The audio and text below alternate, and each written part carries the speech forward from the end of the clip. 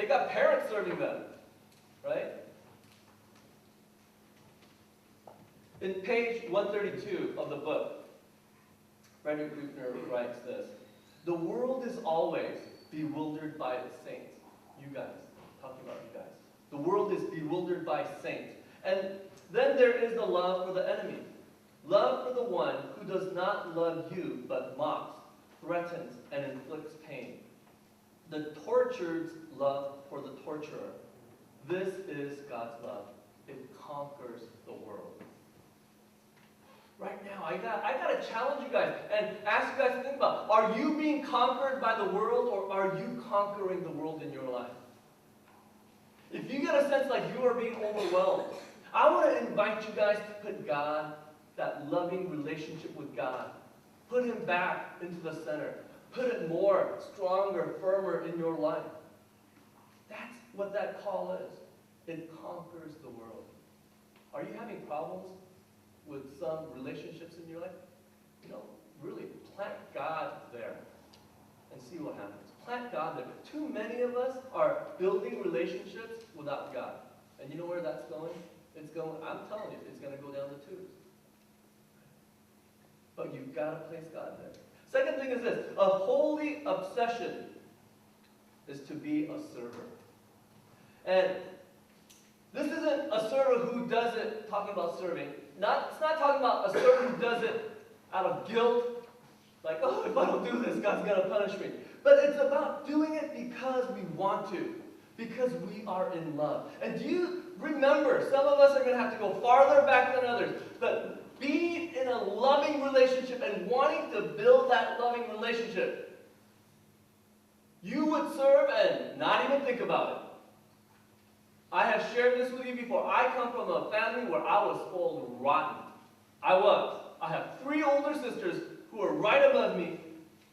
They would always prepare food. I've never cooked in my life in the kitchen when I was growing up. I never got a glass of water from the faucet in my life when I was growing up at home. During dinner, if I'm thirsty and I'll be sitting down at the kitchen table and the faucet's right behind me, I'll be like, I'm thirsty. I need some water. And my sisters would get it for me. Oh, isn't that awesome? And then I met Jean. Oh my gosh. The first time we sat down and I said, I need water, she's like, yeah. Right? But and then it's like, oh my gosh. But because I wanted to get closer to her and closer to her, what do you think? I'm like getting her water. I'm like cooking her ramen, because that's all I knew how to cook. Cooking her ramen, whatever, right? And in that relationship, do you guys think that I was counting how many times I served her versus how many times she served me? Do you guys think I was counting? No! I wasn't counting, because at that time I was obsessed. And I wanted to get closer and closer to her. And what we are called to do today is to be obsessed in serving God. We're called to be obsessed in serving one another because we see the image of God on each other's face. Christians today, we need to question ourselves whether we are really in love with God. And if we are we going to serve Him? Are we going to serve each other without any hesitation? 1 Peter 4 says, like good stewards of the manifold grace of God, like grace being poured down upon you, and God's grace is being poured down upon you all the time. It says, serve one another with whatever gift each of you has received. And you have received gifts. You got to think about it. What are the gifts you've received? And how can you love each other, serve each other? Galatians 6:2. Serving, bear one another's burdens, and in this way you fulfill the law of Christ.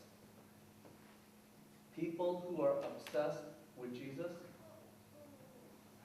we serve without counting.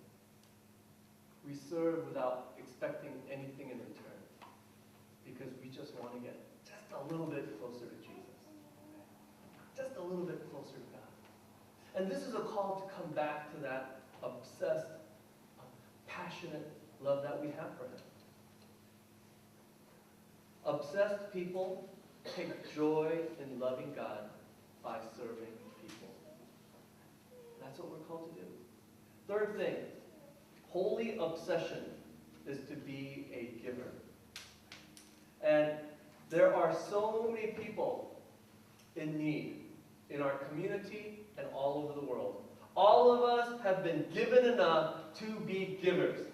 And a lot of times what I see is that when people say, oh, I can't give, I don't have enough, what I usually see is that they have used up all of God's blessings in their life for themselves, and now they can't experience God's blessing of giving. There is so much need in the world. Recently, we received a letter from 2 girls that we support in Vietnam, and we've been supporting them for I don't know how many years. And one of them is Ellen's age, and one of them is Audrey's age. And one of the girls, who is Ellen's age, just graduated from high school, and she's continuing to go to college. But it's not like college here, but it's more like technical things there. And I love the way she begins this letter. And she says, "Dear my beloved parents," she always calls us parents. "Dear my beloved parents," and she says, "I'm very happy and joyful. I'm very happy and joyful." And I've visited these girls 2 times now in Vietnam. And I know the way they live. I know their life situation. I know that these 2 girls are girls that if we didn't support them or if somebody didn't support them, because they have many children in their family and they have boys in their family, that these girls would have probably ended up in prostitution. I know their life. I know literally how many miles they have to walk to come to school, to come to see me. They come miles walking, and they see me and they're so happy. And they write, "Beloved parents, I'm very happy and joyful."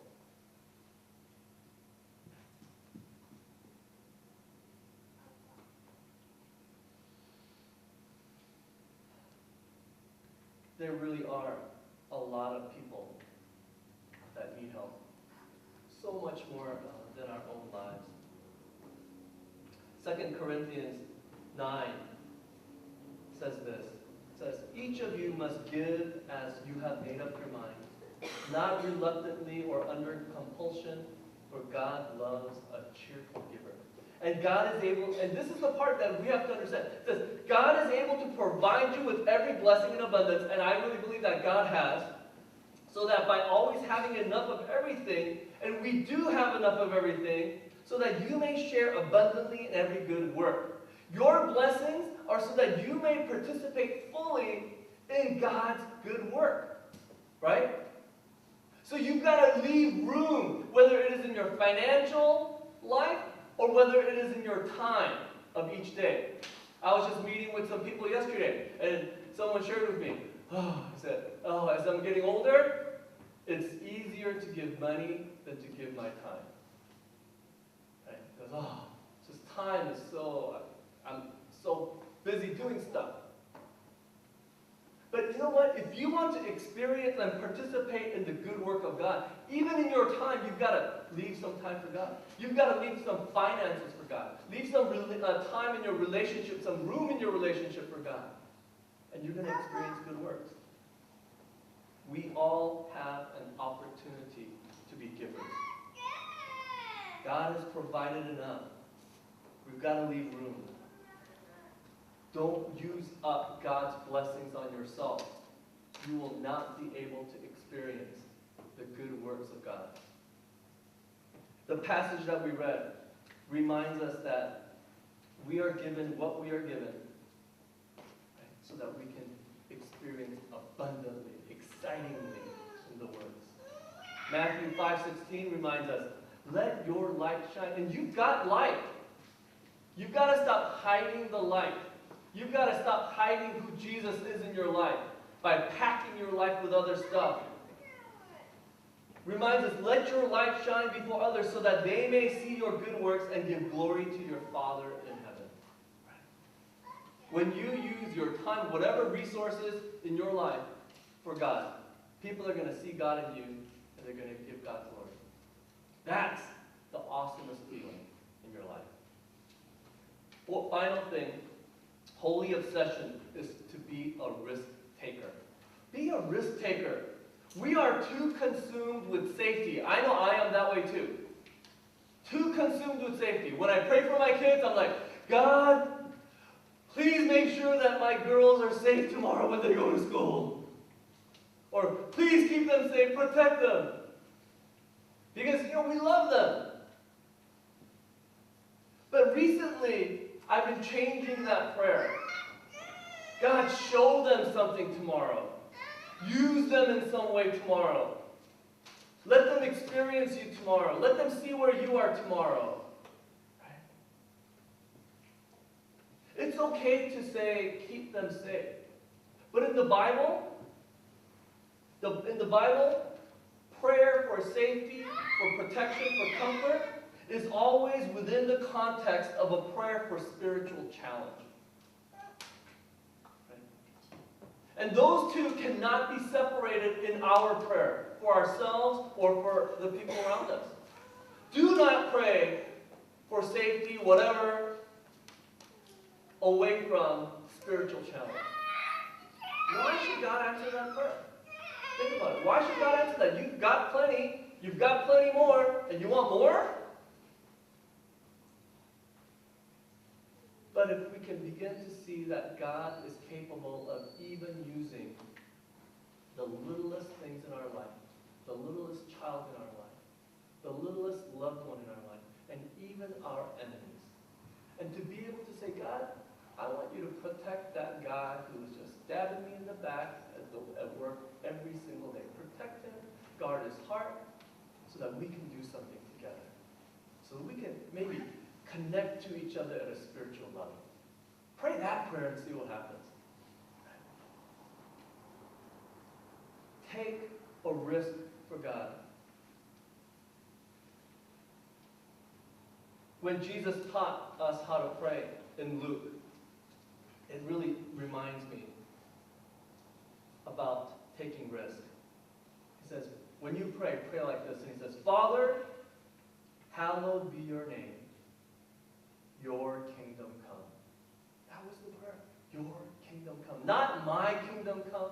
Not my house get bigger. Not my kids go to this school or that school. Your kingdom come. What would happen if we prayed that God's kingdom came to our home? What would it look like if God's kingdom came and just landed on our family, on our workplace? What would that look like? I think it would look something different. As obsessed people, we've got to care more about God's kingdom and making it real in our lives. Making it real. And I hope that this message is a good reminder to all of us of what life of holy obsession could be and how exciting it might be. And I want to challenge you guys, take a little risk. Try living that obsessed, crazy love life for God and see what happens. Amen? All right, let's have a word of prayer.